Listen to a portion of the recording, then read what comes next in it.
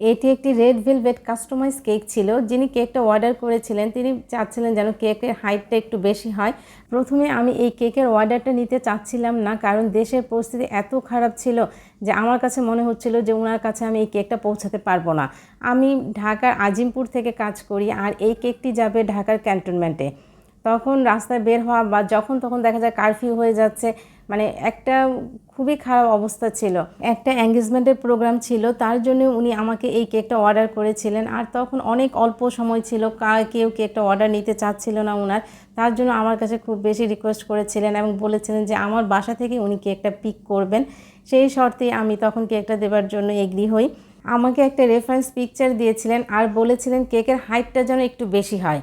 যেহেতু এটা একটা হাইট কেক, তার জন্য কেকের মাঝখানে আমি একটা স্ট্র দিয়ে দিলাম।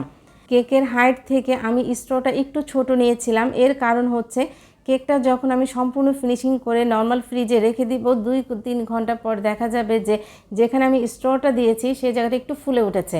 তখন কিন্তু করার আর কিছুই থাকবে না। আপনারাও এরকম স্ট্র যখন দিবেন একটু ছোট করে কেটে দিবেন। প্রথমে আমি অল্প পরিমাণ ক্রিম নিয়ে পুরো কেকটাকে ক্রাম কোট করে নিলাম, কারণ রেড ভেলভেট কেকের ক্ষেত্রে দেখা যায় যে অনেক গুঁড়ি উঠে, অর্থাৎ ক্রাম্পস উঠে। তার জন্য আপনারাও চেষ্টা করবেন প্রথমে এরকম ক্রাম কোট করে নর্মাল ফ্রিজে রেখে দিতে। এই কেকটাকে আমি নর্মাল ফ্রিজে রেখেছিলাম 2 ঘন্টার জন্য। আমাকে যখন রেফারেন্স পিকচার দেওয়া হয়েছিল তখন আমার কাছে মনে হয়েছিল যে খুব অল্প সময়ের মধ্যেই আমি এই কেকের ডেকোরেশনটা শেষ করতে পারবো। এখানে 3টা নন এডিবল রোজ ফ্লাওয়ার ছিল আর একটা টপার ছিল। এই রোজগুলো যে টপারটা ছিল সেটা খুঁজতে আমার প্রায় 3 ঘন্টার মতো সময় লেগেছিল। আমার কোনো ফ্লাওয়ারই পছন্দ হচ্ছিল না। আমার কাছে মনে হচ্ছিল যে আরেকটু খুঁজি, আরও যদি বেটারের চেয়ে পাই তখন কিনবো। এরকম করতে করতে আমার 3টা ঘন্টা চলে গিয়েছিল। আর যখন আমি পেয়েছিলাম আমার কাছে সেই রোজগুলো এত বেশি সুন্দর লেগেছিল, মনে হচ্ছিল পুরো একদম রিয়েল রোজ। এবং যখন কেকের মধ্যে আমি এগুলো সেট করেছিলাম কেকটা দেখতে অনেক বেশি গর্জিয়াস লাগছিল। আর কোথাও আমি সেই টপারটাও খুঁজে পাচ্ছিলাম না যে টপারটা উনি আমাকে দিয়েছিলেন। আর বললাম না, দেশের অবস্থা এত খারাপ ছিল যে আমি কোথাও থেকে আর সেটা জোগাড় করা আমার পক্ষে সম্ভব হয়নি। কেকের ওপরে আমি যে টপারটা বসিয়েছিলাম এঙ্গেজমেন্টের, সেটা আমি মাত্র একটা দোকানেই পেয়েছিলাম, আর সেটাও ছিল মাত্র একটি।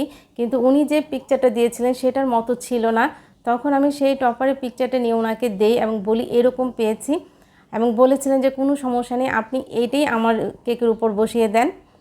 তখন আমি সেখান থেকে এটা কিনে নিয়ে আসলাম। আর যখন এগুলো আমি সেট করেছিলাম আলহামদুলিল্লাহ দেখতে অনেক বেশি সুন্দর লেগেছিল।